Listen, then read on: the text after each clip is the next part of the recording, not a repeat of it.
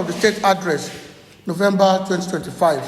Text of a press conference delivered by the Osun Masterminds on happenings in Osun State and Nigeria. Civil society stakeholders here present, gentlemen and ladies of the press, ladies and gentlemen, it gives me pleasure to again welcome you to another edition of the monthly State of the State Address of the Osun Masterminds, a coalition of like-minded civil society organizations working hard to ensure that Osun State and Nigeria continues on the path of sustainable development and positive growth.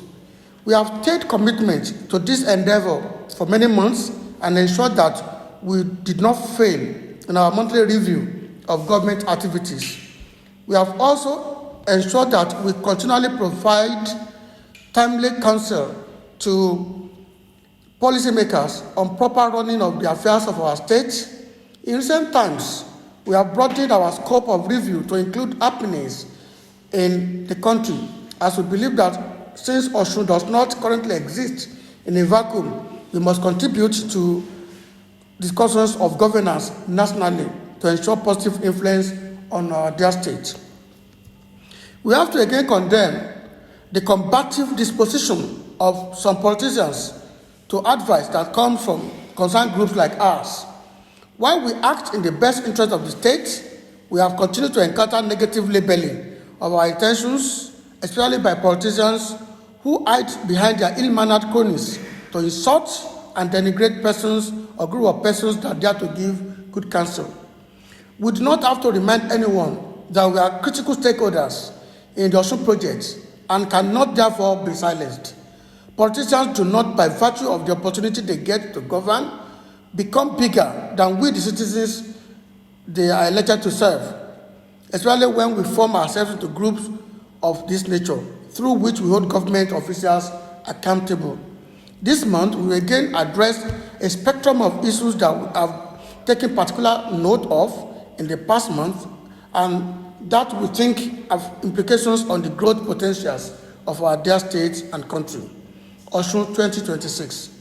Decorum ahead of Osun's 2026 governorship election has been a recurring theme among political stakeholders in the state, and we join our voice to this call.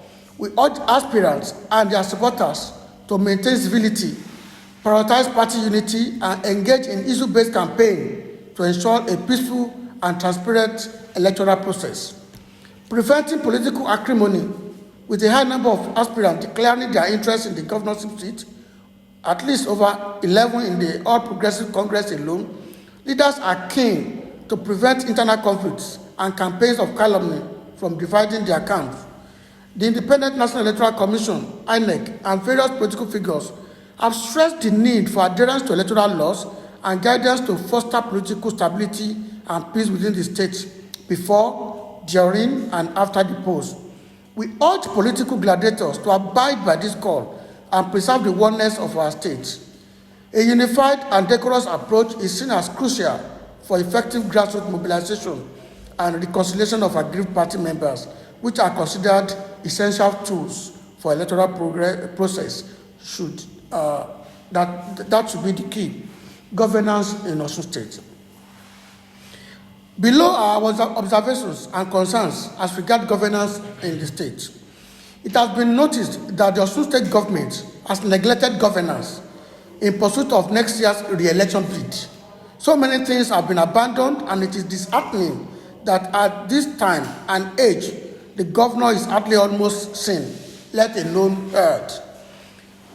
1. The proposed recruitment of teachers and health workers.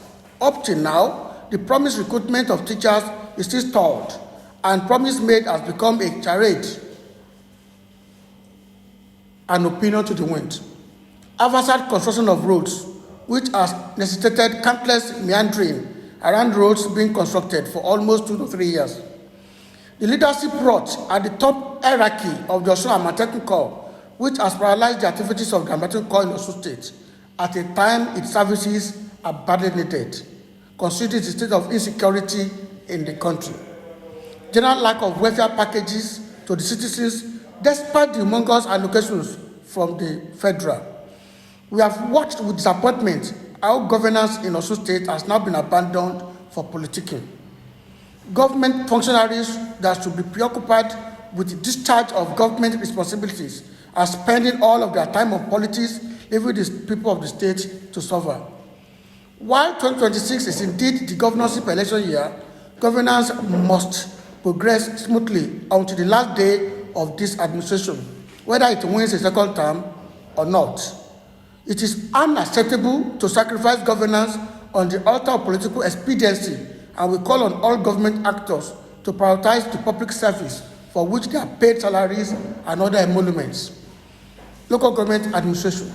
For the umpteenth time, we will be addressing the issue of continued closure of the various local government secretariats and the attendant granting of local government activities and responsibilities, healthcare, agriculture, sanitation, revenue generation, etc., etc.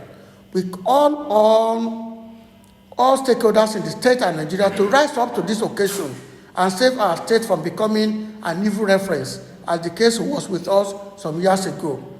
We regret to continue seeing Hitler's big bats between the People's Democratic Party, PDP, and the All Progressives Congress, APC, in the state. We do not live in a banana republic, and such critical issues of governance cannot be resolved with press releases. No matter the sentiment that both parties beat up on the issue, the fact remains that the local governments are crippled, and this is against the principles of democracy. Security challenges nationwide. We are immensely pleased that Mr. President and Commander-in-Chief of the Armed Forces has declared state of emergency on security in Nigeria.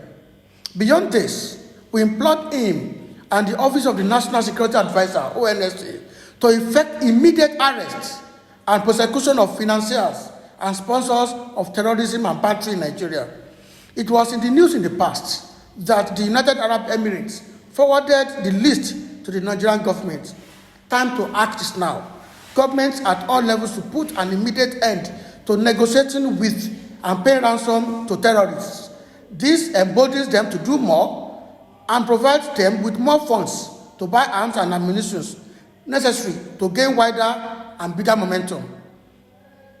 As a corollary to this, we call on the National Assembly to facilitate without further delays the establishment and funding of state police and vigilantes hunters at the local councils.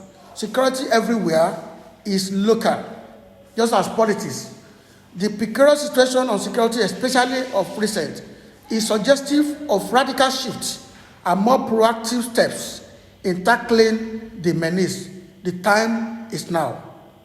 Ongoing negotiation with ASU.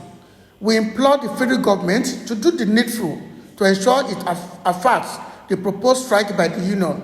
Allowing students to roam the streets at this material time is an ominous thing at this period of general insecurity in Nigeria. Let us, on this note also, commend the Honorable Minister of Marine and Blue Economy for the facilitation of Nigeria's admittance into Category C of the International Maritime Organization. This is putting Nigeria in good stead for economic prosperity.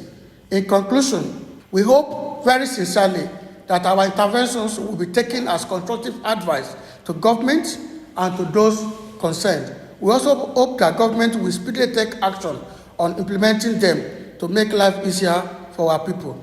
As a group, we will remain committed to timely interventions like this as promoters of good governance, ideas, and campaigners for change. Thank you, and God bless our dear state.